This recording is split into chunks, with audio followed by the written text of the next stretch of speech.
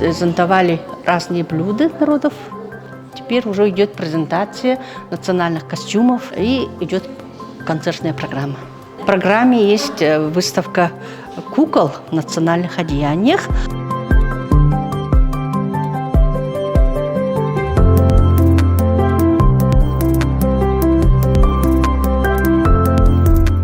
День единения народов. Мы здесь, все народы, которые проживают в Якутии. Это здорово. Каждый народ показывает свою культуру, в том числе и мы тоже. Мы тоже показали свою культуру. Я как носитель, я очень-очень рада бывать на таких больших мероприятиях.